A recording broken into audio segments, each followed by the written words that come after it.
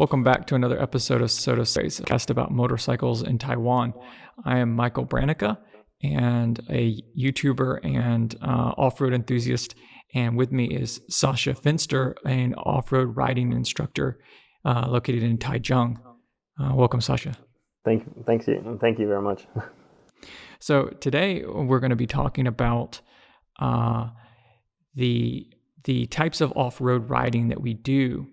And I think a lot of people think, well, there's no off-road in Taiwan. All I see is pavement just absolutely everywhere I go. But actually, there's a lot of different choices in off-road riding. And so, but before we get into that topic, I just kind of wanted to catch up because the situation in Taiwan hasn't been great for riding, has it? No, definitely not, no. We were really lucky all this time for over a year. While the rest of the world was pretty much in lockdown, we were just more or less free to do whatever we wanted to within Taiwan. And unfortunately in May, it got us. So yeah, it was not so much fun since then, basically quite quickly down to, or up to level 3. So yeah, unfortunately our schools, events, trainings, and tours, whatever we had to stop for so far. So riding is still possible, but limited. And so yeah, it hasn't been that much fun so far. Hopefully it's going to change soon. Yeah, so we've been on a lockdown and, a soft lockdown and limited groups of people.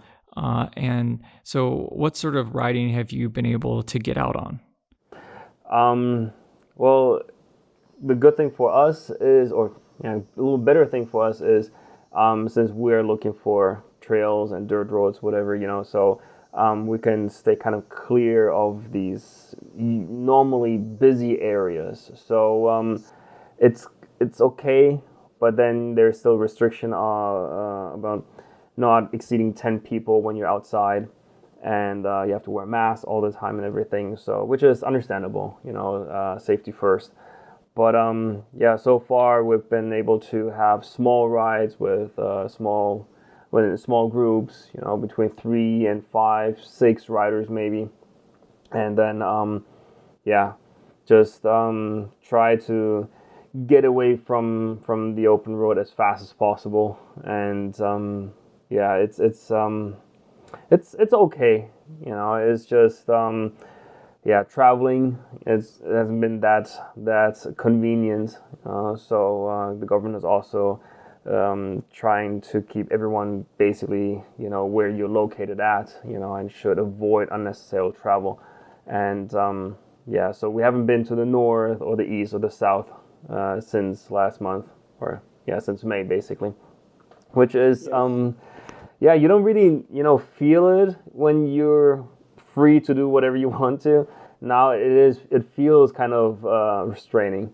The only upside is some trails that we've been riding have been changed quite a lot by the recent rain. So luckily now finally the rain season, or the rain during the rain season, has actually hit us. So one problem of the drought has been flushed away, so that's a good thing. But yeah, the good thing was some of the trails that we usually ride have become a little more fun, with small landslides and rock slides and washed out trails and stuff like that. So it's been also kind of nice. We try to find the small little details that, positive things, so it's been still okay. We hope that hopefully in next month, in August, everything kind of slowly goes back to normal. Fingers crossed. Yeah, the adventure side of things, when you think of long distance travel and stuff, is not really possible around the island, unfortunately. But at least you can get off road, and if you're used to doing that kind of thing, for me, I ride off road by myself pretty much almost every weekend. And so it wasn't a huge change for me. I basically avoid the Aboriginal villages and stuff because some of those they're closing off. trying to keep people out, and I respect that. And so I just find trails that are farm access and things of that nature. And we'll talk about that, the different kinds of trails that you can find. This morning, I basically woke up and I was like, I feel like I want to struggle and suffer. And so I found some of that to do. I headed up to some trails near my house, and there's a trail that I've been on quite a few times. And, honestly, up until very recently, I'd never made it to the top. And you get up to this certain point, and I call it the crux, where it's just really, really steep. And then it's kind of like a curved bit, and there's heavy roots, and it's super steep. And then you have to hook a hard 90 to cut back across. And so basically you hit these roots, and the front end comes up and it bounces around. And last time I tried it in the dry, and it was really on the edge. I didn't make it the first time. The second time I was able to make it. And I didn't think I was gonna pass that. I didn't even think I was gonna get to that today, because it's so wet. It was even raining when I was up there, and I got up there and I found another route that used a little bit more finesse. And it's just one of those things, like, you have to ride differently. And I want to circle back to that as well. Like, when you're in low traction environments, there's techniques to use to keep traction. And I had a new Shinko rear tire on it, and I put tubeless on it, Tubliss, and it allowed me to air down and get that extra bit of traction and get through. And it was really a huge accomplishment, because even a few months ago, I would have said it is not possible in the rain. And I didn't even think it was possible when I headed up there. So it makes you feel really good to accomplish things. And that's one reason we ride. But I wanted to start out kind of talking about the first style of road. And that's just I guess they call them lindao in Chinese, the 2-track forest roads that just go off into the forest, and usually in the middle of just nothingness, right? And I think a lot of them are access to either farms or to forestry locations where they cut trees. Yeah, and so do you want to tell us a little bit about your experiences with those? Well, yeah, like you said, actually, those are the second easiest trails, more or less, roads that we take off-road. The first one will be these industrial roads, which some people here in Taiwan still consider as off-road, because they're mostly cement roads, and they're in areas where you have lots of landslides, so parts will wash out, so you have small little dirt sections in there, whatever. But you see even sport bikes doing that from time to time, so and scooters, they're everywhere. Scooters, exactly, so I mean, they're mostly accessible, they're for normal bikes, so that's okay. But still, some people believe, okay, this is off-road already. I mean, it's also true, you have some off-road sections there. But if you really want to go, like, mostly off-road riding, then these trails will be the first thing that you would hit, because most of those, like you said, they're access going towards farms, tea farms, whatever, forestry roads, or, for example, to these high voltage towers, whatever, so usually they are really well maintained, so again, I've seen scooters on these trails, and so those are, but actually they're really nice. The scenery is also mostly really, really nice. For newbies, off-road rookies, this is a really great way to start, right? Because you don't really have so much pressure. The trail is wide enough because cars obviously can go there. So yeah, so those are trails that we take our yeah, newbies on. But to be honest, I enjoy them from time to time as well. You know, you don't always have to go absolutely hardcore. If we go riding on those trails during weekdays, there's basically no one. So sometimes if you feel like it, you know, like I mean, they're not technical by any means, but that's, you know, a little rally feeling comes up. You know, so it's kind of, you know, your right hand, you know, it's a little harder to control. You know, so. But yeah, you have quite of those trails here in Taiwan, you know, and the only downside on that is because they're so easy to be accessed. The government is opening more and more of these kind of trails here in Taiwan, but unfortunately, they're being closed also very very fast for cars and motorcycles and everything. You know, so it's mainly for hikers and maybe mountain bikers. So they're open, and then next thing you know, there's huge gate, you know, and you can tell there's a door where, you know, workers go in and whatever, but they've welded it basically half shut. So you know exactly what they're trying to do. There are mostly also cameras there. So trying to work your way in, whatever, you know, you're being recorded. So yeah, that's just a little bit downside right now, you know. So because there are quite some nice trails, there's actually one not too far away from where we live, and that's, as far as I know, is the longest trail actually in Taiwan. So like right now, it's basically in and out, because in Taiwan you don't really have trails where you start at A and you get out at B. For example, it's all, or 99% it's dead ends. All right, so you have to go in till the road ends, whatever, and then you have to go back again. So that trail, for example, going in and out is about 106 kilometers, right? And usually in Taiwan, I'm sure you have the same experience when you hit a trail, and except if you hit hardcore trails like you do. You know, you hit a trail and you get out and you're like, okay, where's the next one? That trail, when I did the first time, was like, okay, that feels nice. You know, it was also almost a whole day trip. After we got out, it's like, okay, it feels like going home now.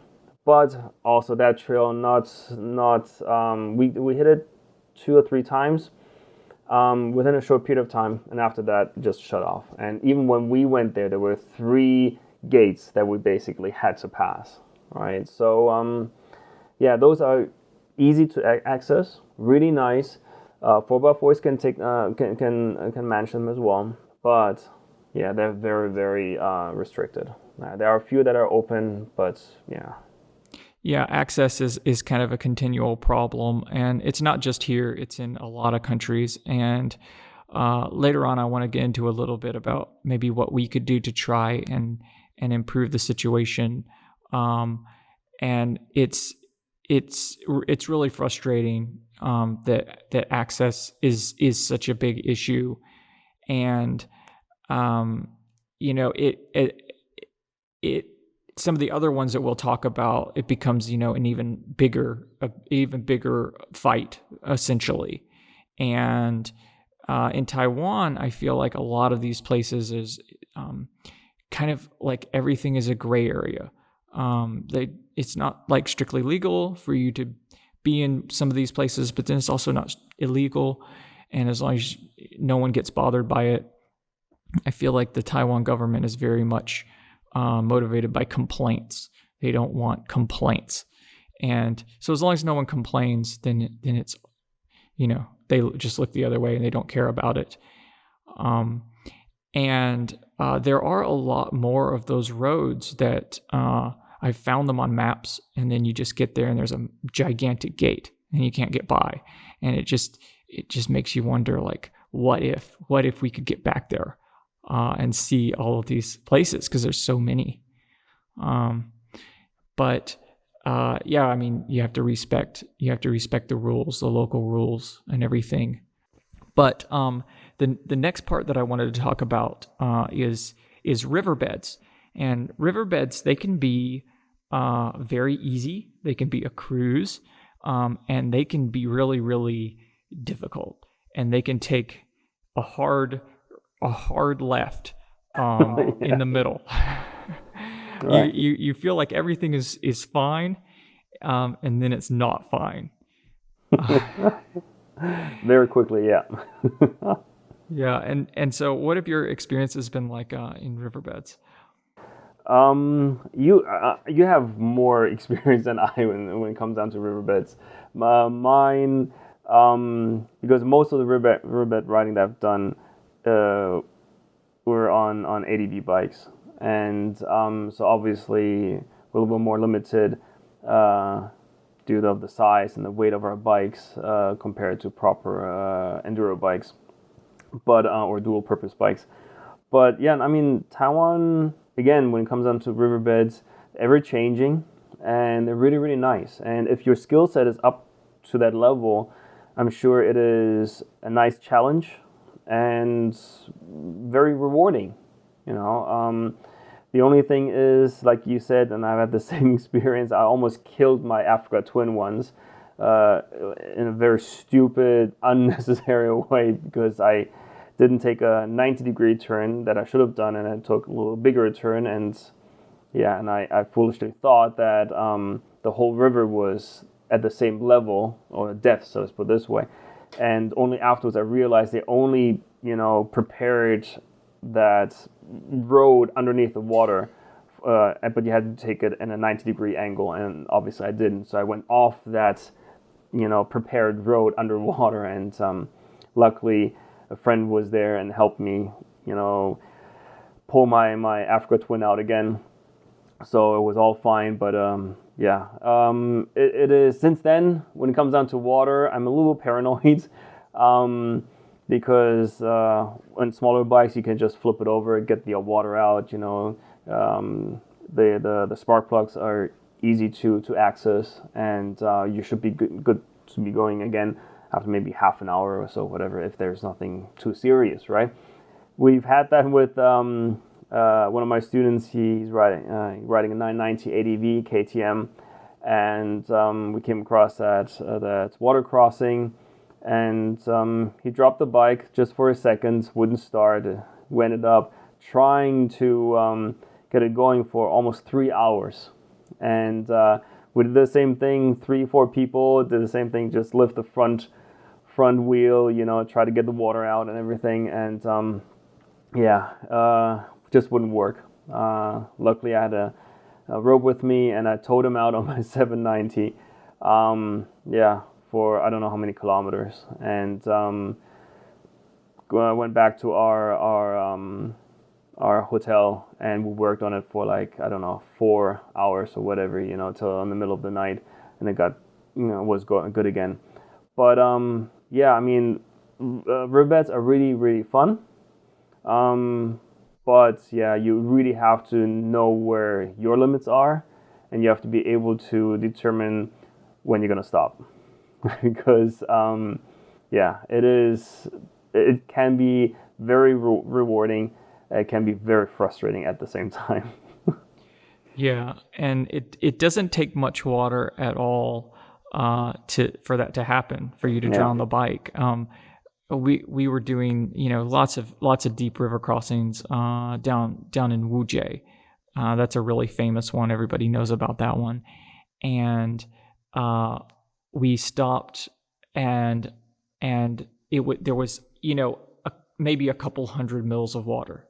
Maybe 100 millimeters of water. It wasn't very much, but my friend, he put his foot down, and the ground was really soft, and it sunk in. And then next thing you knew, the bike was on its side, and it was on the exhaust side. So the water came into the exhaust, and it took us a little while to figure out that you have to disassemble the whole exhaust. You actually have to take the can apart to get all of the water out, because it's so convoluted. And we kicked that bike over and over, because it's a kickstart bike, and we kicked it and kicked it. The next day, I could barely walk. I was so sore from kicking that, because he would kick it, I would kick it, and it was so hot. It was just brutal, and you just want to just be out. You get to that point where you're just like, I just want to be out of the riverbed at this moment. And That particular one, we have a lot of access to because the village is open to people using it. I think it's a source of income for them. And in the South, they're really lucky because they have a lot of riverbeds. There's so many to choose from. You can do a different one every week. And I've done a lot of the different riverbeds there. Some of them don't even have water in them. They're just sand and those small pebbles. And it's fun to just blast across that, not too fast, because it gives you some nice little bar wiggles to make you feel alive. But then the water, it can be really deceptive, especially if you have big rocks underneath the water, and it might be slick. And next thing you know, you're hung up on a rock, and you're just really struggling to get out. And there's nothing like the desperation of being up to your knees or above in water, and knowing you can't drop your bike. It's like, yeah, and you're just trying to get to that other side. I don't like that feeling. I don't, but I keep coming back. It is what it is. And then access can be an issue as well. There's a riverbed that I'm not going to mention the name of, but it hit the news because it's incredibly gorgeous, and people walk back there, and there's hot springs, and in the South there's lots of ones like this, but this particular one, people got upset about it, and yeah, there's this sort of irrational person who gets upset about people just using a space. People would take their 4x4s back there, and they would make tracks in the riverbed. And then the next rain, all of that will be gone. I didn't see a lot of trash, but some people, they would bring floats and float along the river. It was a nice, quiet river. I let my kids play in the river. It's very nice. And that made people irrationally angry for some reason. And so they dug a gigantic hole at the entrance. And they'd already had quite some piles of dirt to keep people out. And I would take off my plate and just thread through, because when you're on a bike, you can find a way. And I knew you weren't supposed to be back there, but it was gorgeous, and I'm not hurting anything. And then they just dug this deep, deep hole that essentially you had to swim to get through. And 3 weeks later, the hole was filled in, and you could just cruise through, because everything moves, everything is temporary, and it's just, I don't know why people just get so upset about other people using nature. I mean, the door swings both ways, and I can understand why certain people, are protective of their land, even though it's not their land. I mean, it's their backyard, they live there. I can understand that, because, this is why I don't really, I understand why people take beautiful pictures, they find a spot, and you've seen that before also a couple of times, I'm sure, and they post them on Facebook or Instagram, whatever, and then obviously people are like, oh, that's so beautiful, where is that? And then you always get these few standard answers. I was like, it's so hard to find, it's just, I must take you there. So, okay, when are you free? Oh, I'm very busy lately, I'm not sure when I can get there. And, or they just don't answer you. All right, so these are the few basic answers, right? And in the beginning, I was kind of upset, how can people be so selfish, whatever, and then, but I do understand it by now, Taiwan is not that small, like everyone says, but Taiwan is also not that big, and it happens with on-road riders, and it happens with off-road riders the same way. When someone finds a new spot and word gets out, you are 100% certain that for the next consecutive 4 weeks, tons of people are going to flock there. It's like almost like a pilgrimage, and that will leave an impact, right? And we're not only talking about motorcycles, so if that road should be also open or manageable for 4x4s, and the word gets out to them, and that's even more because you have even more trucks, that can go up there, and they bring all the stuff and everything, and just they take a little more space up and everything, right? So so I do understand that to a certain degree, that they want to keep a low profile. I do understand that, but then on the other side, it's just like you said, it's not their land. It is not their responsibility or their duty to cut it off, whatever. So. But I think that will also lead to what you also want to talk about today, is about, trail maintenance and good communications and everything, And last time I was riding, last time I visited you. After that, I went to that trail behind Poli and Ujie, and I ran into this forestry guy again that we both actually ran into half a year ago, whatever, right? Same guy. I didn't recognize him in the beginning because he was wearing a mask, right? And I was like, oh, it's you. So we had quite a long chat. And he actually told me that his boss basically just been giving him pressure, right? Because there were so many complaints coming in, right? And I believe some complaints are legit, and I mean, with anywhere you have people who have a healthy mentality about their hobby, and then you have people that just don't care and whatever, and they do whatever they want to do, right? And so I don't want to say that none of us off-road riders does anything we shouldn't supposed to be doing, right? Because there are always exceptions, right?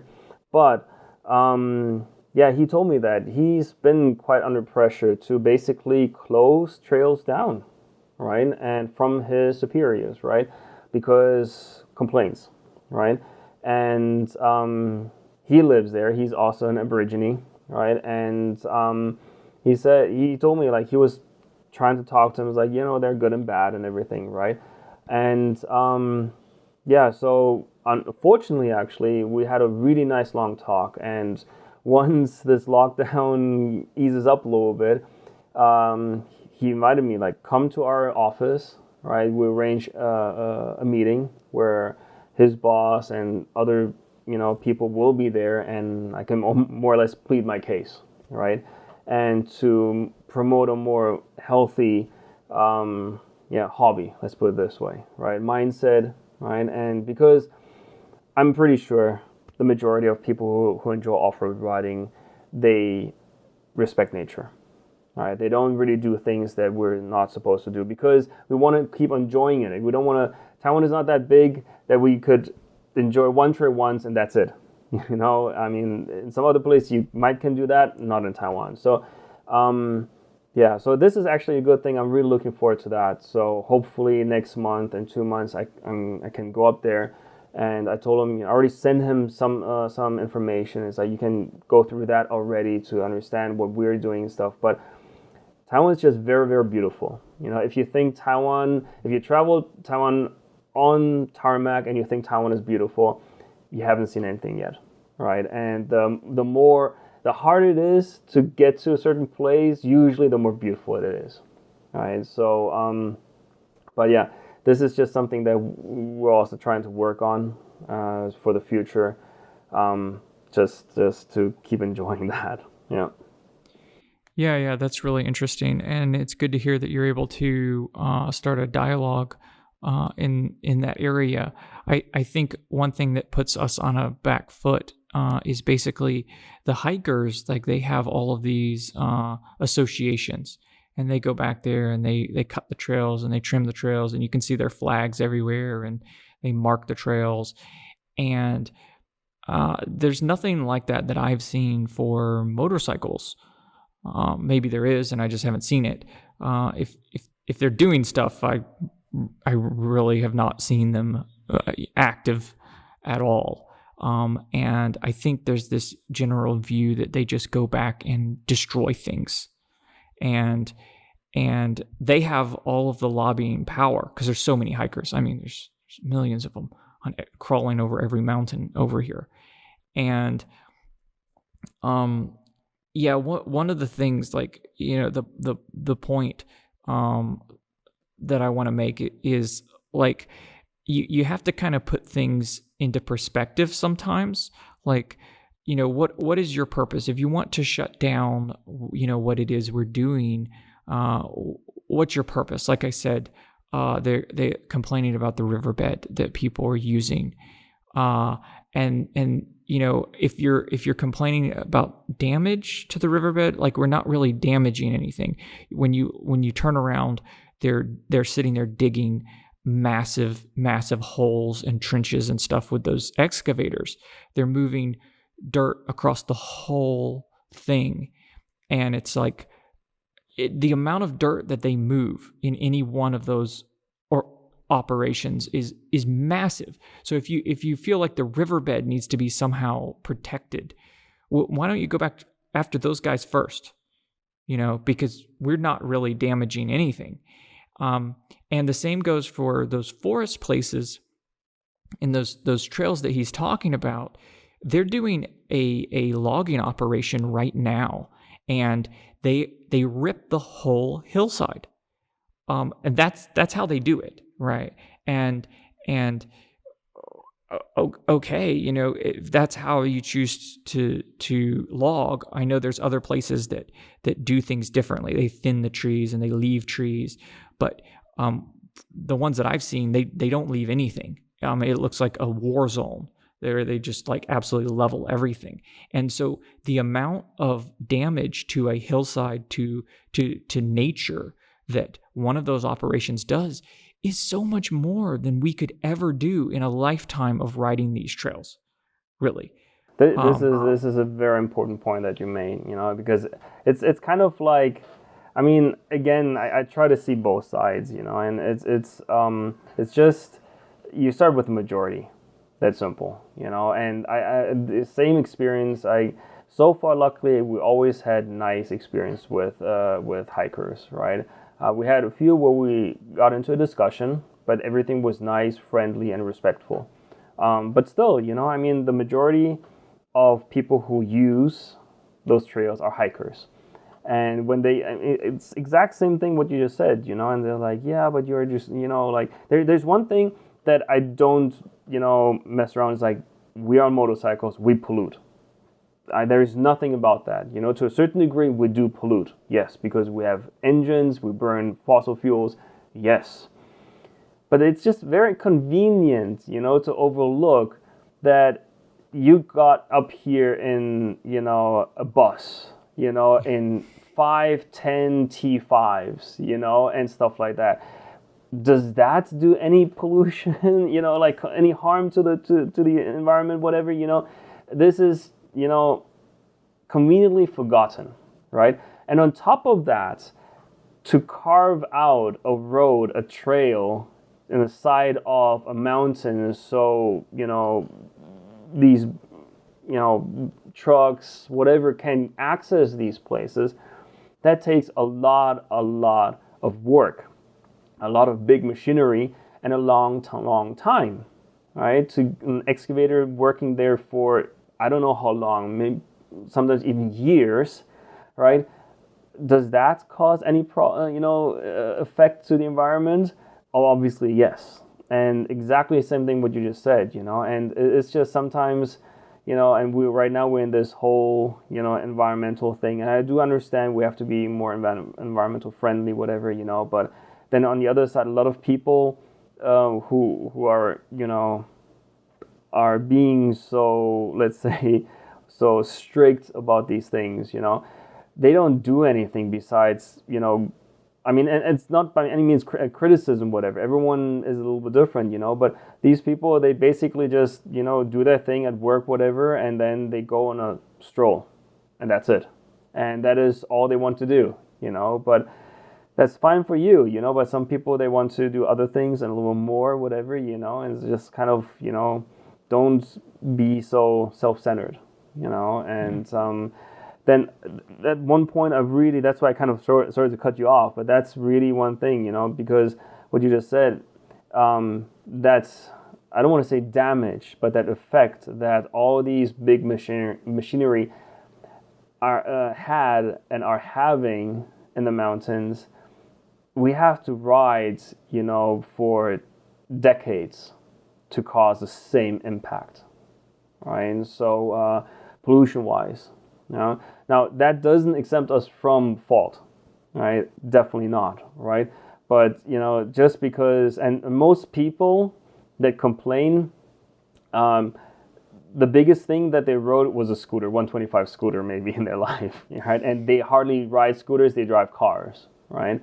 So obviously, there's not really a good platform, a good common ground to talk. That's why I was really happy that the guy from the forestry, we had a nice talk. It's like, you know what, if that works, the best thing is I would like to take my students or some of my students to meet you guys. We go together into those mountains, right?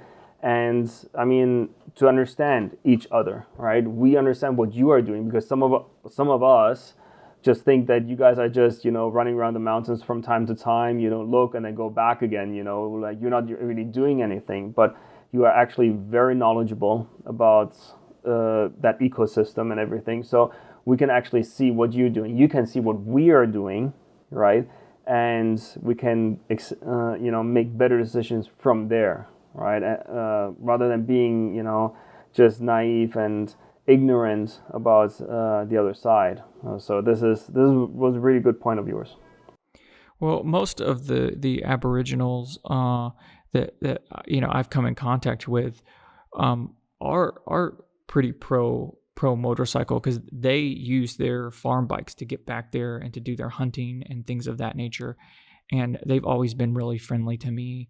And the roads that so when we met him on that road, that was a tiny little trail before that the Aboriginals would use, and they're really respectful about their trails, and they ride these bikes with like really smooth tires down there, and it doesn't rip the ground up, and they know how to ride because they've been riding since they were 10, and they use the trail very lightly.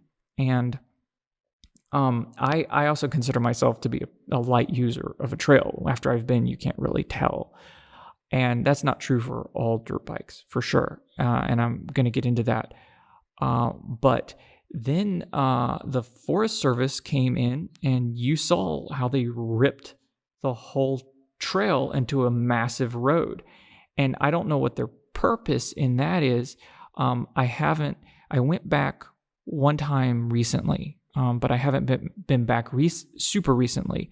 But that rock slide that's always been an issue, they ripped out a lot of the trees and the undergrowth that was around it, and so it's going to be a much bigger problem. Now it's just a huge slide with no checks, nothing to stop it, and that might completely get cut off. That's a old Aboriginal hunting trail that goes all the way down to the Wujay riverbed. You can't ride it, but you can walk it. I haven't walked it, but I do know that it goes down there, and they might destroy access to that whole side of the mountain just by ripping that out.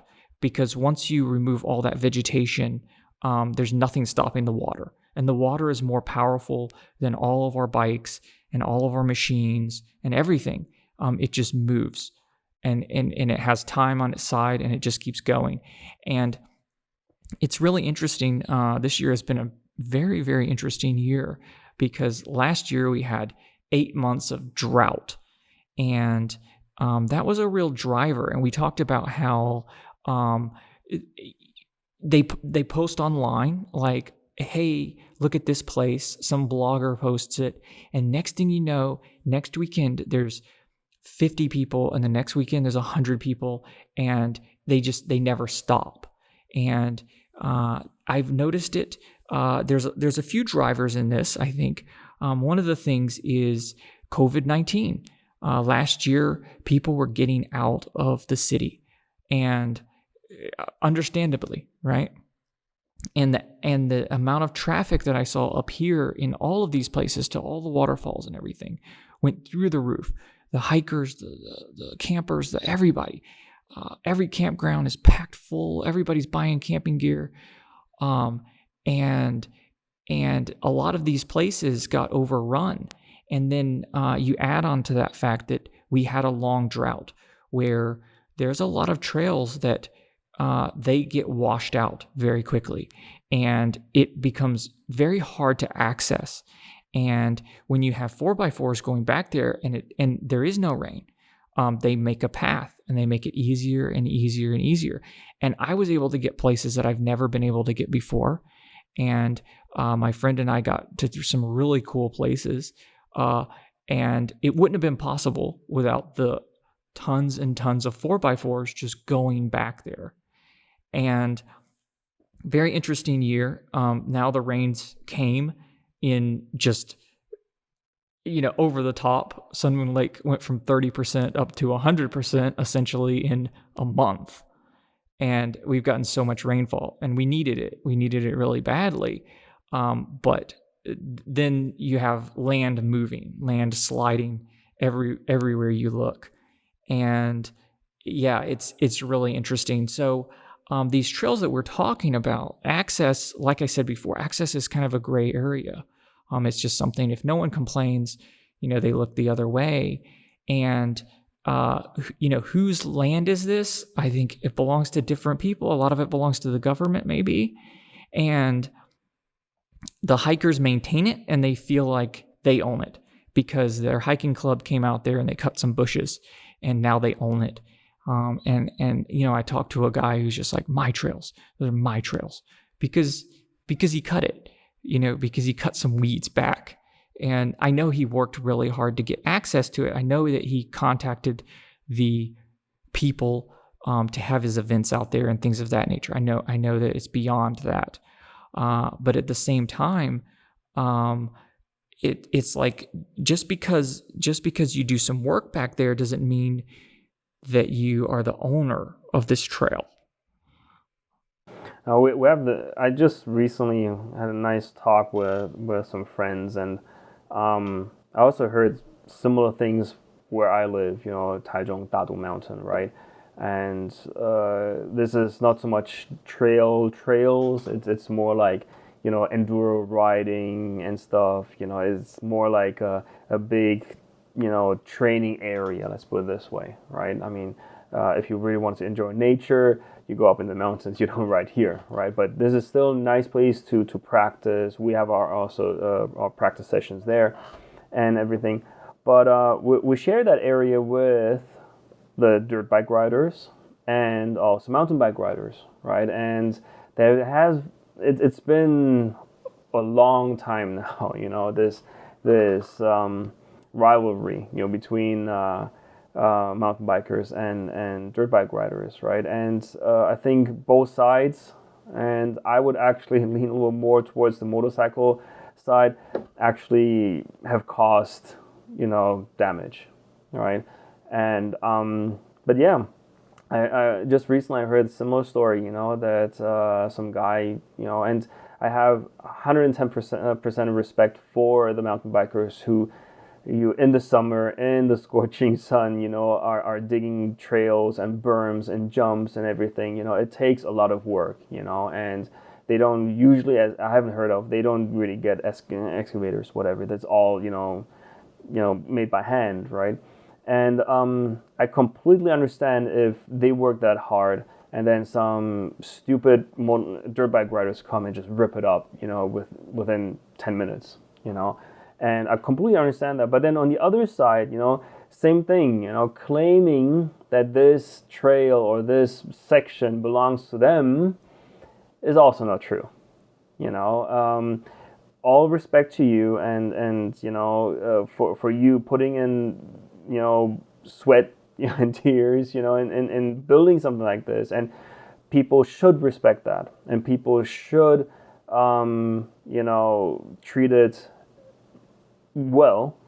But then on the other side, you cannot cross that line saying, only I or only my people, whatever, are allowed to ride there. Unless it is your land, unless it is fenced off and whatever, and then might as well, charge people. It's fine also. It with me, it is makes sense, right? But if not, it's just how it is, and I've prepared sections here for trainings also, right? And then in the beginning, when I was a little more naive, I did it, a week before my trainings, whatever. And then I got there during my training. I was like, what the heck happened here? It was good a week before, right? And now it's all ripped up and messed up, whatever. I cannot blame anyone, because it's open. All right, so now I'm doing it like a day or 2 days before my trainings, just to minimize that.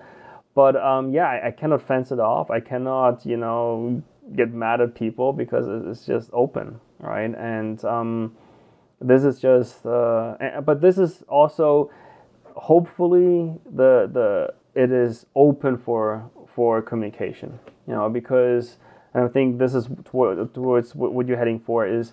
It's not only the hiking clubs maintain trails. It's also we can do it as well, right? I know you have your gear always with you. I always have a saw with me and stuff. If I can, also a small little machete, knife, whatever, right?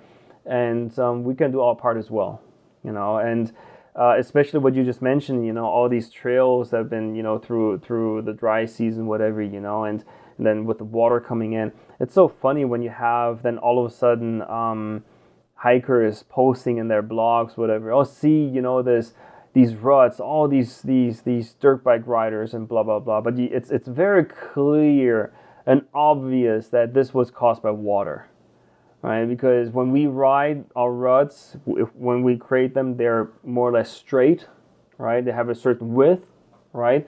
And when water comes, it's all over the place, basically, right? And it's not smooth. It's as smooth. Let's put it this way, right?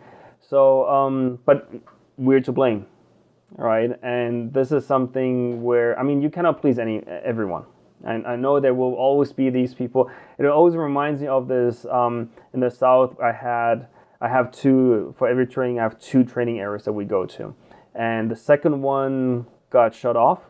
Right, because not only that, but the whole area got shut off because too many tourists went into these areas to take pictures, even with their cars, got stuck and everything, right? And it was, I understand, I was not happy, but I understood that, right? But there was this one trail that we took from that training area to go and have lunch, which was really nice. It was just this really straight, nice, dirt road, nothing hard. It was just nice. They leveled the whole thing, and just, it was nice. It looked very natural, right? And not that many people took that, right? It was not that obvious. But the funny thing was, all of a sudden, because one of my students lives there, he runs a scuba diving school there, and all of a sudden he showed me these pictures where they completely, even the side of that trail, they completely leveled it. Right, because they just cemented the whole thing, right? And it is ugly, but this is something where I take I get kind of angry, a lot of hikers, they want to have like, oh, I want to enjoy nature. Yeah, but I don't want to have the dirt thing, I don't want that. I don't want my shoes to get dirty and stuff. So, and this is something that big trail not far away from your home, with where they're cutting on the trees and everything. Number one, they already, so the first section, those are easy, but it's even easier now. They completely, like those few rocks that kind of half stuck out, they're gone. And what I've heard is they plan to cement the whole thing, the whole first section, right? oh, it's just like, then that's not really nature anymore, not 100% nature anymore. But and this is the thing, this double standard, which I kind of have a problem with, so these righteous environmentalists who try to, like, oh, it's all about nature. Yeah, but then, this, let alone the aesthetics, but like all these, big trucks trying to make it easier for you, well, that obviously doesn't cause any problems, right? So that's not right. Yeah, yeah. And I wanted to touch on some of the things that maybe we can do. One of the things that you have to understand about in Taiwan is you have, in most places, you have some topsoil, and it might be some leaves, it might be some dirt, vegetation that's been broken down and stuff. And when you're riding, the grip is quite good. But if you don't have good throttle control, you will rip through that, and underneath you have clay everywhere. And Dadusan is abundantly clear, what's underneath, because people have ripped every single trail out to the point where it's just clay.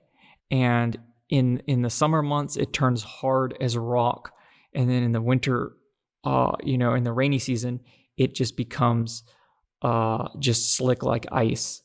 And that plus all the baby head rocks there, that just is just a nightmare. Yeah. And once it starts raining, it just becomes exponentially harder.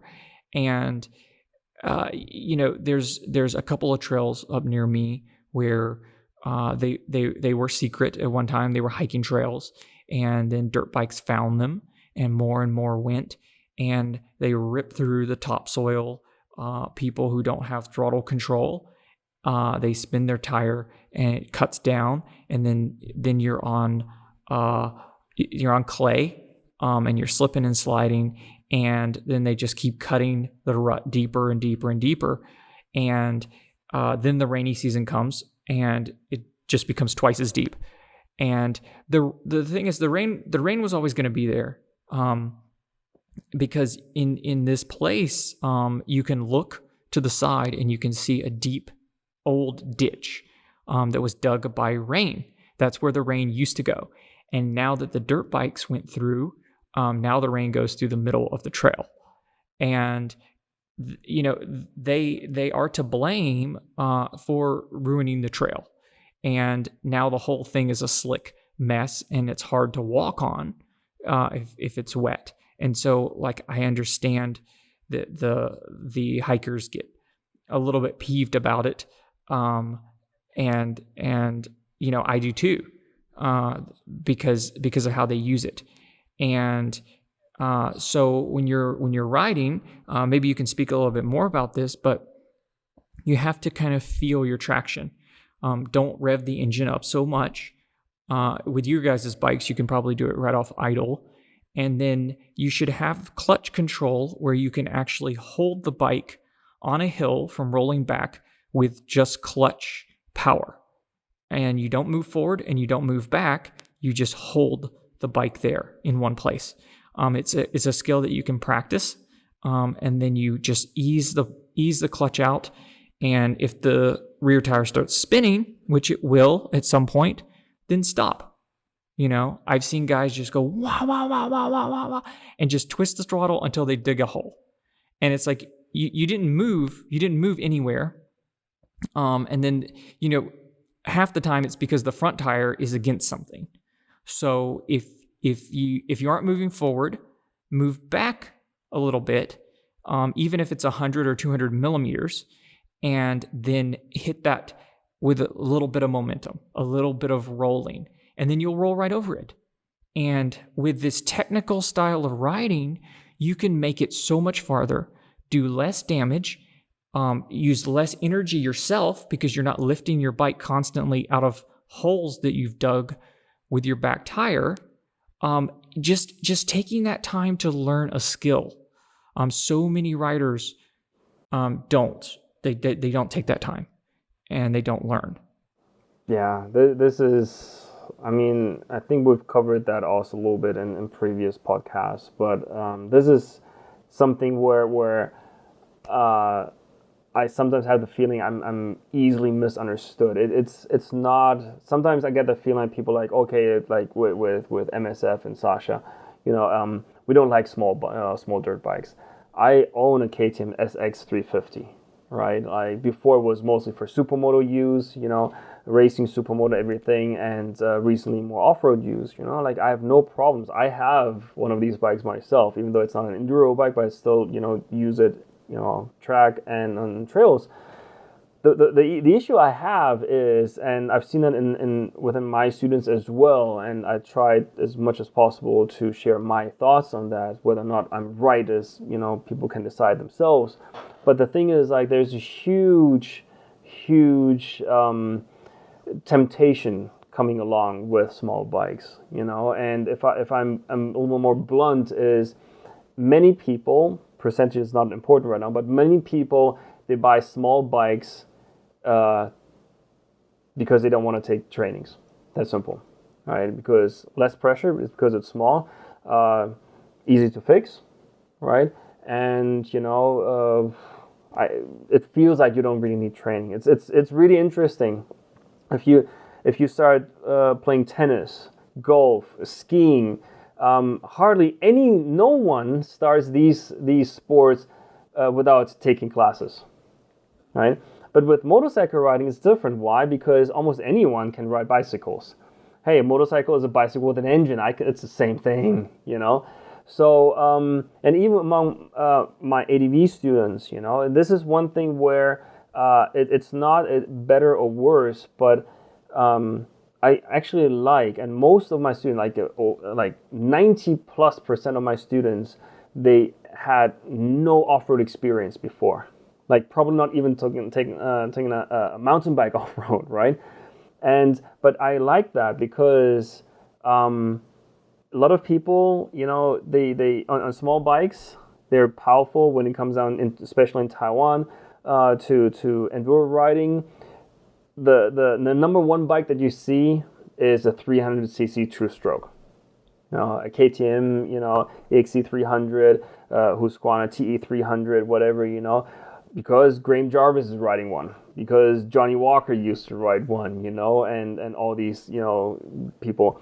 But the thing is, like, and that's exactly what you said that's going to happen. You get stuck somewhere and you think, what, I spent so much money on the bike, it has enough power, let's get even grippier tires, right?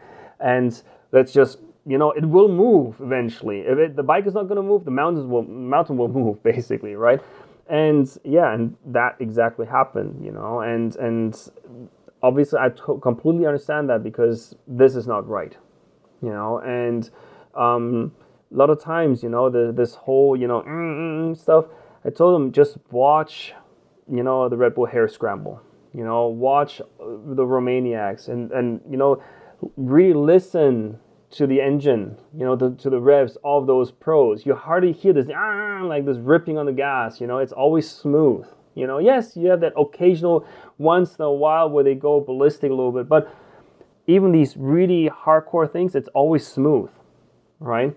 And I don't know, this for some reason is not being seen, right? And with big bikes, yes, you can just go completely stupid on that, like I've been riding the 1290 KTM ADV-R again, 160 horsepower, crazy amounts of torque, it is very easy just to spin your wheel, go 200 kilometers an hour, not moving a millimeter, right? But to me, that's just not fun. It's not fun. It doesn't get you anywhere, literally, and you're destroying nature, right? So that's why, it's like, small bikes actually could potentially cause more damage, right? Because it's just easier to do the wrong thing. With big bikes, they're heavier. Only stupid people, they would find themselves in these, sticky, situations. But with small bikes, the temptation is so much bigger to do things the wrong way, right? And then cause potential problems that are completely unnecessary. Right? Yeah, and then when you have those aggressive tires, they rip so much more dirt out when they do when they do start spinning. I mean, there's a reason why we wear roost protectors in off-road and motocross and things of that nature, because you literally throw like rocks out the back. And this podcast is called Sideways because we like to drift sometimes, and there's a place for that. That's one of the things that's fun about the Lindau roads, right? You can drift and you can slide it on the corners and stuff, and you don't have to feel guilty because huge trucks are rolling through there. You're not destroying anything.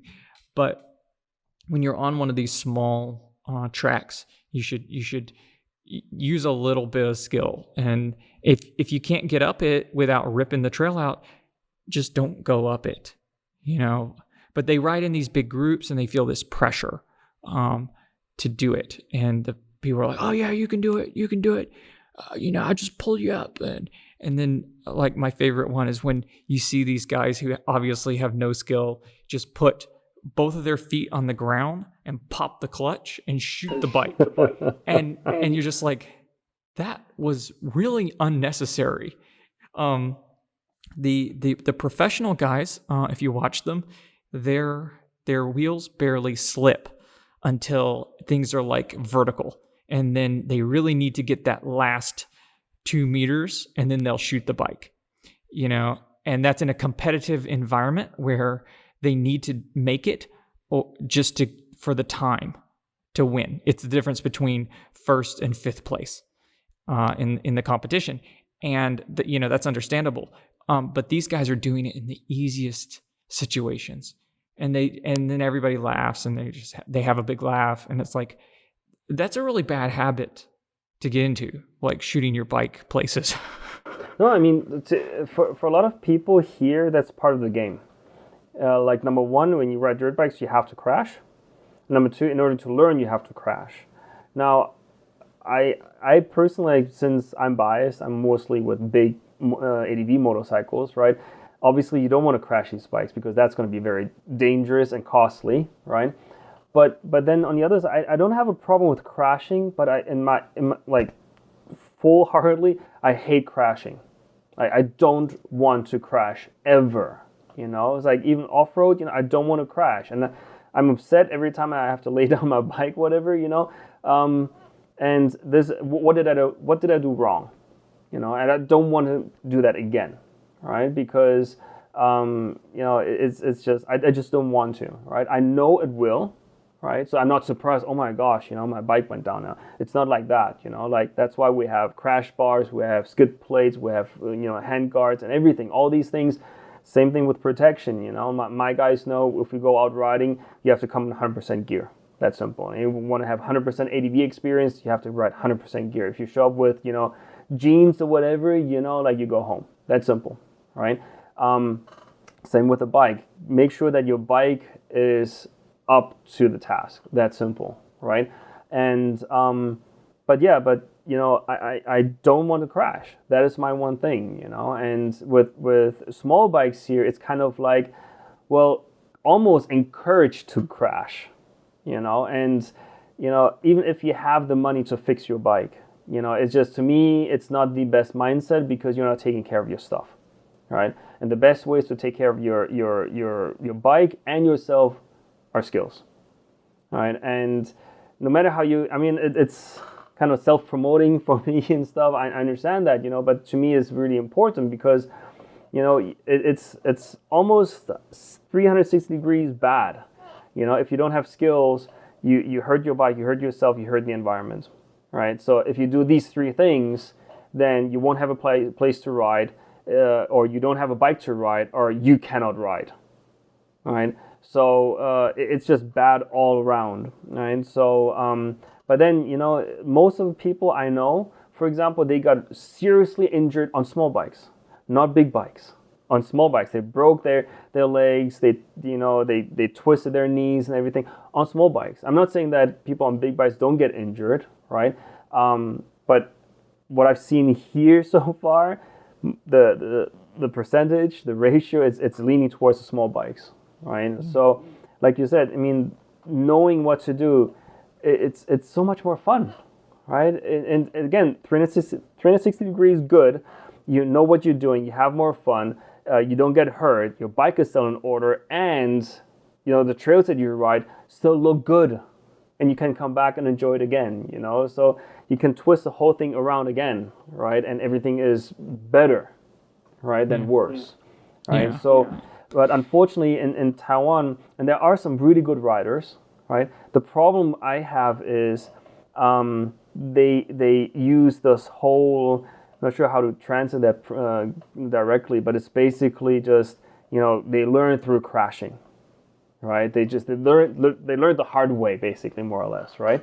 But the thing is that it takes more time, it takes more damage to you, to your bike, to the environment, right?